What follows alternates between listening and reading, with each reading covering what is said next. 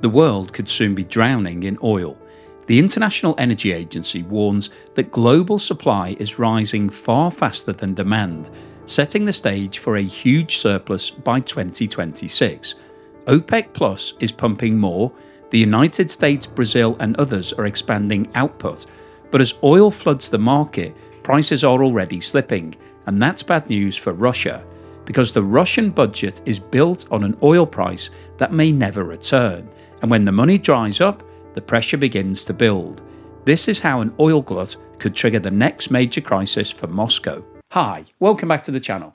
As you've just heard, the International Energy Agency, which is one of the biggest research agencies in the world that covers the oil markets, is predicting that there is going to be a huge oil glut in 2026. And what that means, I'm sure you'll know if you follow the channel, when you think about simple economics, when you have an increase in supply and demand doesn't increase at the same rate, then that tends to push down prices, particularly when we're talking about things like oil. And that's really bad news for any oil producing country, particularly Russia at the moment, because Russia is already running a huge deficit that it's having to fund from its savings, its national wealth fund. And so if oil prices go down and demand for oil is not rising at the same level as everybody was expecting, then that's going to mean less revenue for the Russian budget and therefore a bigger deficit and a potential that Russia is now starting to have to raise debt to cover the payments for Ukraine. Now, the forecast I'm talking about in today's video comes from a paper that was published by the IEA in October, which is entitled "As the Oil Market Surplus Keeps Rising, Something's Got to Give." So if you're interested in checking that out, look it up on the internet, because I'm often asked, where do you get all of your information from? So I thought I'd give you a source reference guide there.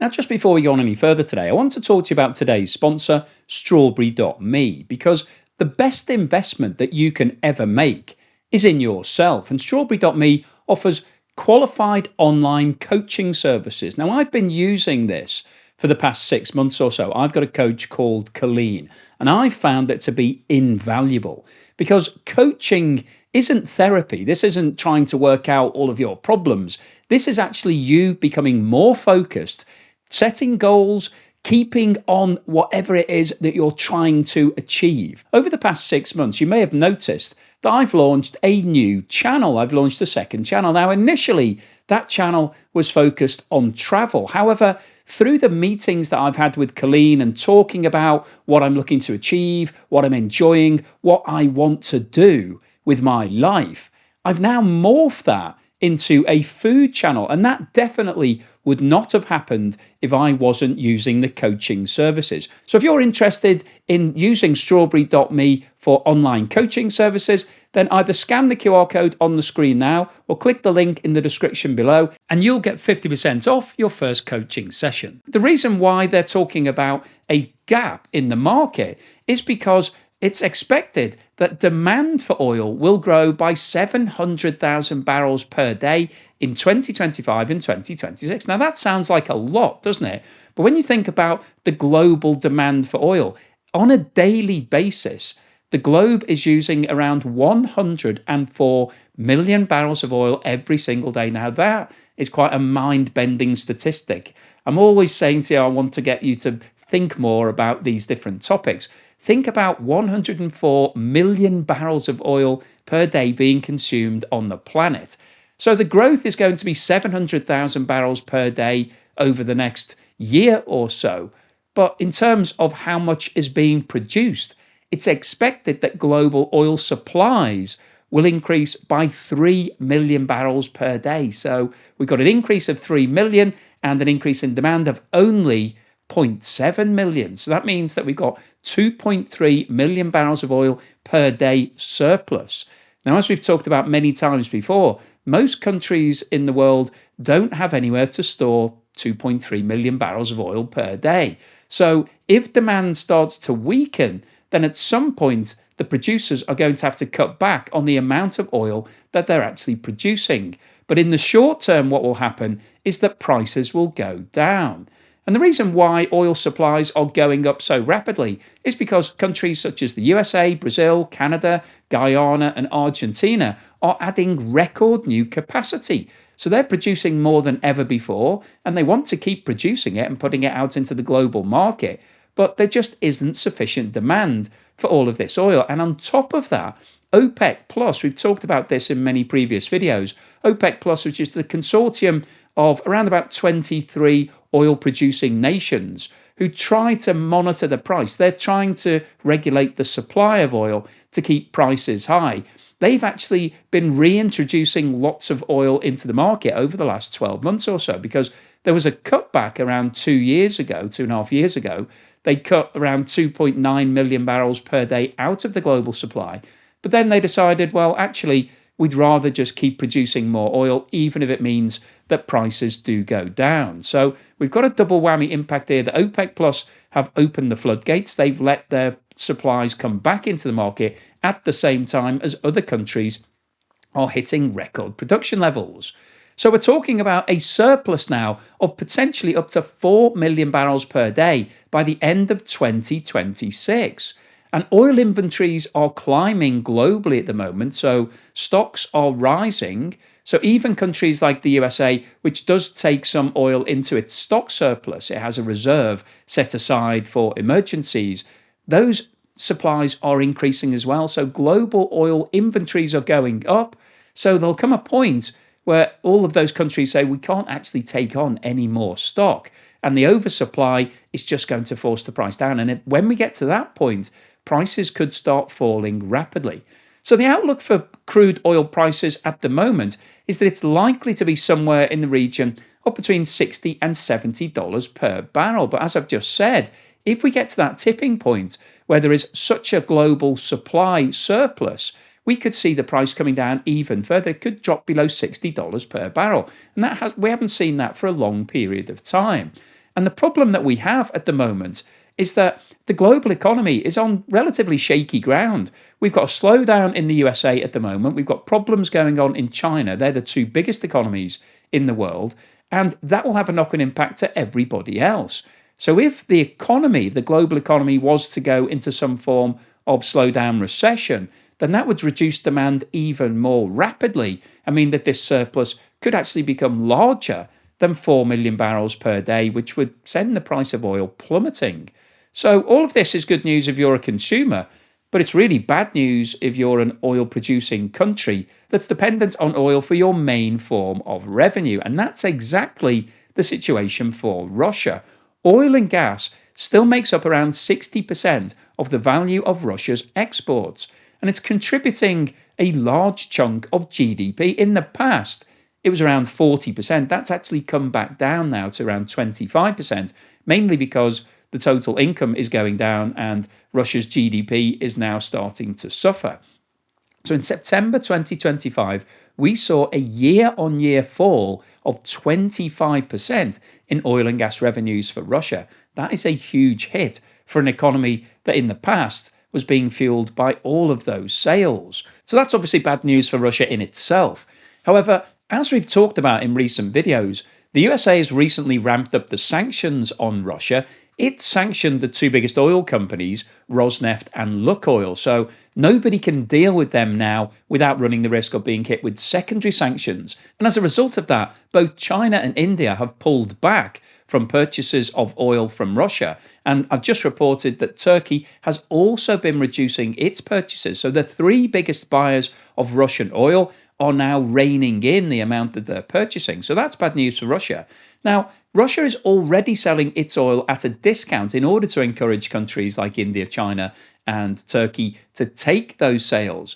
But if the global market starts to come down, then obviously that discount could get even larger. Now, the most recent budget that Russia has put forward assumed a price of $69.7 per barrel. That was what it was hoping to achieve. Now, we're talking about global prices dropping to $60 per barrel, maybe even below that, could go as low as 40 or 50. So if the global market goes down at those levels, the Russian sales price is going to drop even further. So Russia recently adjusted its budget and it adjusted the price down to $56 per barrel, but even that now looks ambitious. And for every $1 that the oil price goes down, It costs the Russian budget 160 billion rubles per year. So that's around 20 billion US dollars. That's just for $1 decline. So if we see the price of oil going down by $20, which it could do if we have this huge oversupply, that is going to devastate the Russian economy. So, what's the summary and conclusion today? Well, I wanted to post this video because we've been talking a lot about what's going on in the Russian economy and particularly what's happening with Russian oil and gas revenues as a result of the increase in the sanctions. They've really ramped up over the past few months. And the sanctioning of Rosneft and Lukoil looks like it's going to have really bad impact on Russia's revenues over the next 6 to 12 months because they're the two biggest oil companies. The USA allowed them to operate without sanctions over the past 3 years because everybody was worried about the global supply of oil. If those two players had been taken out immediately after Russia's invasion of Ukraine, we could have seen oil prices spiking at $200 per barrel because they contribute around 5% of the global export market. So they were seen as being critical to the balance of the global economy. However, as we've talked about in today's video, that looks like it's changing because we are now seeing a surplus of oil. The IEA is projecting that the surplus could hit 4 million barrels per day in 2026. So that means that there's too much oil. Nobody wants that much oil. And what happens when you have surplus supply is that prices go down. And that's what's been happening over the last 12 months or so. And it's likely that it will continue happening as we go through the end of 2025 and into 2026. So we could see oil prices going as low as $50 per barrel, maybe even $40 per barrel, if we see the global economy continuing to slow down, because this is all about demand and supply. That's what sets the price of oil. OPEC Plus, which is the consortium that tries to manipulate the price of oil, they've been holding back supplies, trying to push the price up. But what they found was that it's hard to swim against the tide. Even if you cut back on oil supplies, if demand is weakening, then that doesn't do anything major for the price. So OPEC Plus decided to abandon that strategy and it's been re-releasing all of the oil it held back. So we've seen a big increase in supply anyway from those suppliers at the same time as countries like the USA, Brazil and Argentina have found more oil, and so they're pumping more oil into the global markets.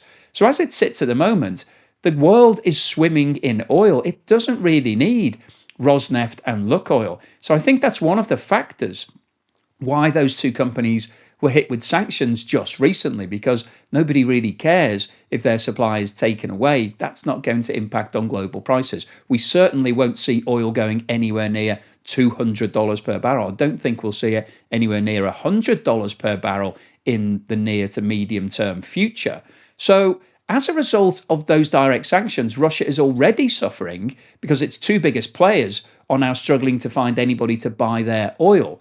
And we've already heard that the four big state-owned companies in China have pulled back from purchasing Russian oil. India is reducing its purchases, as is Turkey. And those three countries have really been keeping Russia alive over the past couple of years. So this is a major worry from Russia's point of view.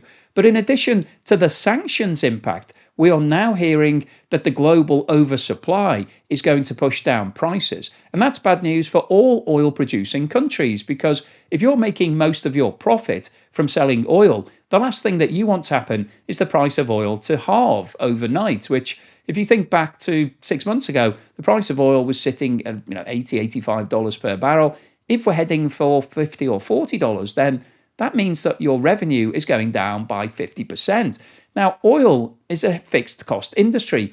Lots of the costs are basically embedded. So you have to operate all of your pipelines, you need all of your people, you need all of the infrastructure to be working, you need all your refineries operating. So if demand goes down, you can't just cut your prices in half and make the same level of profit.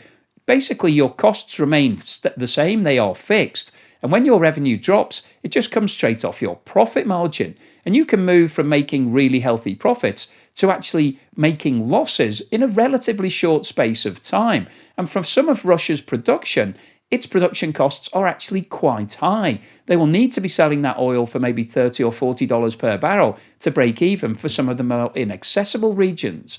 So All of this represents seriously bad news for Russia. But in terms of what this means for the global economy, well, you may be sitting there thinking, well, the price of oil goes down. That's good news because it means I'll be paying less when I go to fill up my car at the pumps. And that's absolutely right. The price of oil will go down. But one of the reasons why it will go down is because we are experiencing a slowdown in the growth of the global economy at the moment. It was recently reported that some areas of the US economy, Scott Bessent actually came out and said this, are already in recession. So that's only specific parts of the economy. Most of it is still growing quite healthily.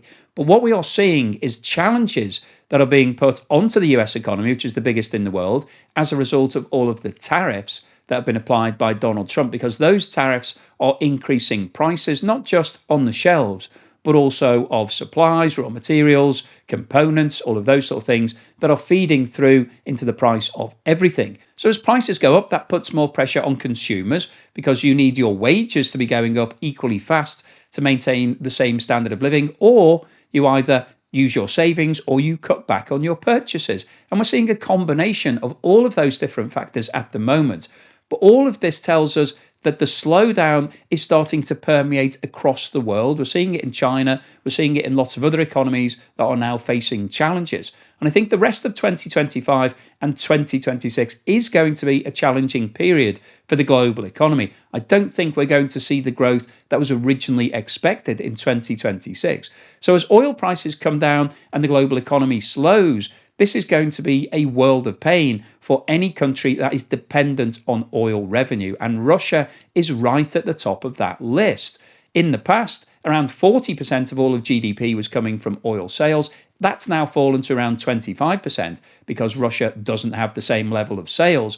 The new sanctions that are in place and the fall in oil prices is likely to reduce that income further.